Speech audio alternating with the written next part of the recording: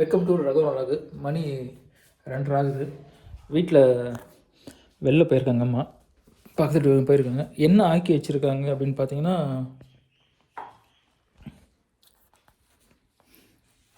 இது அப்போ என்னது ஏதோ சொல்லுவாங்களே, கொஞ்சம் மைண்டு கொஞ்சம் கன்ஃபியூஷனில் இருக்குன்னா அதனால் என்ன சாப்பாடு சொல்ல வரல.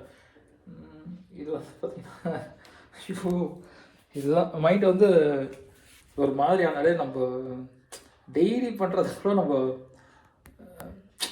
மறந்துடுவோம்.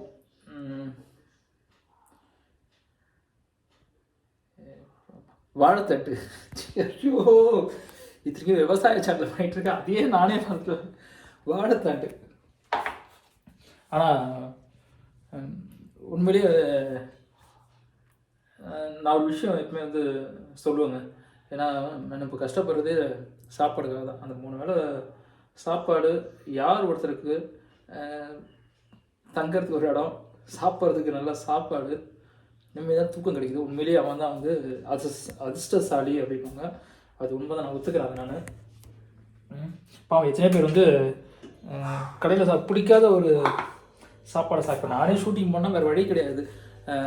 பிடிக்காத ஒரு சாப்பாடு நம்ம சாப்பிட்டு தான் லிமிட்டாக சாப்பிட்டுப்பேன். பட் வீட்டில் இருக்கும்போது மட்டும் ஃபுல் கட்டுவேன். காலையில் கலரி வச்சது, தமிழில் கலரி வச்சுருந்தாங்க. அதோட பேலன்ஸ் இருக்குது. ஏன்னா கலரின சாப்பாடு எனக்கு கொஞ்சம் எனக்கு சில நேரத்தில் பிடிக்கும். அதனால் வந்து கலரின சாப்பாடு இருக்குது. அப்படியே இதை நேற்று வச்ச சாம்பார் எனக்கு ரொம்ப பிடிக்கும். மேபி ஏன்னா என்ன காரணம் அப்படின்னா, இதில் வந்து அவங்க முருங்கைக்காய் போட்டிருப்பாங்க. அதனால் வந்து இந்த சாம்பார் எனக்கு ரொம்ப பிடிக்கும். முருங்கைக்காய் இலை போட்டிருப்பாங்க, அது எனக்கு ரொம்ப பிடிக்கும். கூட்டு வச்சுருக்காங்க, இதுன்னு தான் நினைக்கிறேன் எனக்கு தெரிஞ்சு. வாழைத்தண்டு அப்படின்னா எப்பவுமே நான் காய்கறி கொஞ்சம் நிறையவே எடுத்துக்கோங்க. காய்கறிக்கெலாம் வந்து பால் மாறவே மாட்டேன். முதல்ல சின்ன வயசில் இருக்கும்போது இதுதான் சாப்பிடணும், அதுதான் சாப்பிடலாம். வளர்ந்துட்ட பிறகு பிடிக்கலனா கூட அந்த காய் நான் சாப்பிடுவேன். அதெல்லாம் யோசிக்கவே மாட்டேன். பார்க்க எனக்கு வெண்டைக்காய் சுத்தமாக பிடிக்காது. வெண்டைக்கானாலே எனக்கு பார்க்க மாட்டிட்டு வரும். ஆனால் இப்போலாம் வெண்டைக்காய் எப்படி இருந்தாலும் சரி சாப்பிட்ருவோம். அதை பற்றி நான் யோசிக்கிறதே கிடையாது. ஏன்னா சுவர் வந்து சித்திரம் வர முடியும்போது உடம்பு ஃபஸ்ட்டு நல்லா இருக்கணுங்க, அது ரொம்ப முக்கியம்.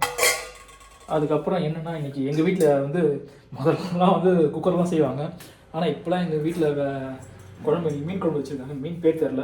அம்மா வந்து பக்கத்து வீட்டில் பேச, ஏன்னா காலையில் அந்த குழந்தைக்கு உடம்பு சரியில்லைன்னு சொன்னல, அந்த குழந்தைய பார்க்க போயிருக்காங்க. அதனால் மீன் ஆக்கி வச்சுருக்காங்க. என்ன மீன் தெரில இது. பட் ஆனால் இந்த மீன் நான் நிறைய தடவை சாப்பிட்ருக்கேன். இதை வந்து அப்படியே வந்து நான் முள்ளோடு சாப்பிட்ருவேன். இந்த மீனை பொறுத்த வரைக்கும் முள்ளை வந்து கீழே போட மாட்டேன். முள் நல்லா பெருசாக இருந்தால் தான் வந்து கீழே போடுவேன். பட் இந்த மீனோட முள்ளை வந்து நான் அப்படியே சாப்பிட்ருவேன். ஆனால் மோஸ்ட்லி எங்கள் வீட்டில் மீன் சாப்பிட்றது நான் மட்டும்தாங்க. ஒரு தம்பி சாப்பிடுவான், இன்னொரு தம்பி சுத்தமாக தொடவே மாட்டான். இன்னொரு தம்பி சாப்பிடுவான். அதனால் இந்த மீனை பொறுத்த வரைக்கும் சரி அப்படியே சாப்பிட்ருவேன். இதே இந்த சாப்பாடு வெளியில் நம்ம சாப்பிட்ணுன்னா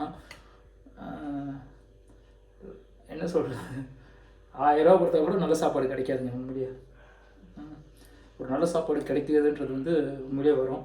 அந்த விதத்தில் நான் உண்மையிலேயே வந்து அதிர்ஷ்டசாலி தான். கடவுள்கிட்ட எப்பவுமே சொல்லிப்பேன், நம்மளுக்கு தேவை வந்து கை கால் நல்லா இருந்தாலே போதுங்க. உண்மையிலேயே அவன் ரொம்ப அதிர்ஷ்டசாலி தாங்க எனக்கு தெரிஞ்சு. அதேமாதிரி நம்ம குடும்பம் நம்ம நல்லா இருக்கணும், நம்ம உடம்பு, அப்போ நம்ம குடும்பம், இவங்க நல்லா இருந்தாலே வந்து பாதி படம் நம்மளுக்கு கிடச்சிருங்க. அந்த விதத்தில் நான் ரொம்ப லக்கி தாங்க. ஏன்னா என் தம்பிங்க இருக்காங்க, அக்கா இருக்காங்க. தம்பியில் ஒரு தம்பிக்கு மேரேஜ் ஆகிடுச்சு, அக்கா இருக்காங்க, அக்காவுக்கு 2 பசங்க இருக்காங்க. ஆனால் இது வரைக்கும் சரி யார் மேலேயும் வந்து எந்த ஒரு பிளாக் மார்க்கும் கிடையாதுங்க. இவன் வந்து தண்ணி அடிக்கிறான், தண்ணி அடிக்கிறான், என்னை விட நல்லவனுங்க. நான் ஏதோ கொஞ்சம் நல்லவன், என்னை விட ரொம்ப நல்லவங்க. அந்த விதத்தில் நான் ரொம்ப அதிர்ஷ்டசாலி. அதனால் இன்றைக்கி வந்து மீன் குழம்பு வச்சுருக்காங்க. நைட்டும் இதே தான், மீன் இருக்கும். அப்படியே மீந்ததை எடுத்து என்ன மீறுதோ அதை எடுத்து அப்படியே சாப்பிட வேண்டியது தான்.